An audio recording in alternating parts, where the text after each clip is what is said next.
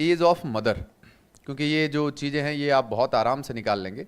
इसका जो क्वेश्चन का मैंने देखा ये बहुत आराम से निकल जाएगा। तो हम चलते हैं देखिए इस क्वेश्चन की तरफ। और इस क्वेश्चन में आपसे मैं पूछता हूं कि इस क्वेश्चन के साथ साथ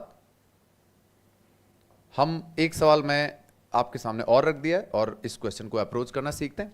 बड़े क्वेश्चन देखकर आप लोगों को बिल्कुल भी नहीं डरना है, क्योंकि बड़े क्वेश्चन का मतलब होता है all the required information has been given in the question, you just need to articulate the information and start solving the question. चलिए, फादर और मदर, देखिए present age of father and mother is 3:2। Present age of father and mother, ये दोस्तों 3:2। तो मैं इसको लिख लेता हूं। देखिए फादर है, ये मदर है, ये मैं सन लिख लेता हूं और ये मैं डॉटर लिखता हूं। मुझे बताइए पहला रेशियो जो दे रखा है दोस्तों, ये दे रखा है 3:2 और फिर देखा है 4:1।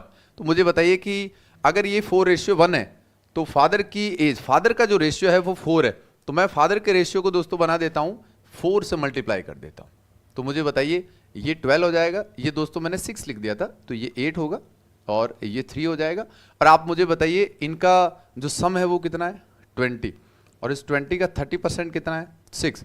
तो आप मुझे कहोगे कि अगर मैं आपको बोलूं कि 6 जो है वो कौन है, तो सन प्लस डॉटर है।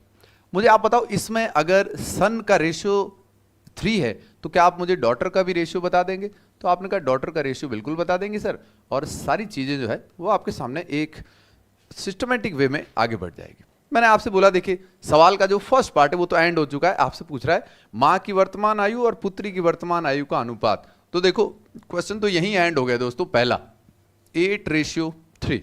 लेकिन मैंने क्वेश्चन और आपके लिए बना दिया और मैं आपसे पूछ रहा हूं कि एज ऑफ मदर, यानी मदर का एज और डॉटर की एज का सिर्फ रेशियो नहीं बताना है, आपको उसकी एज भी बतानी है। तो इसके लिए हमें ऊपर वाली लाइन का इस्तेमाल करना है। फिलहाल अगर क्वेश्चन इतना ही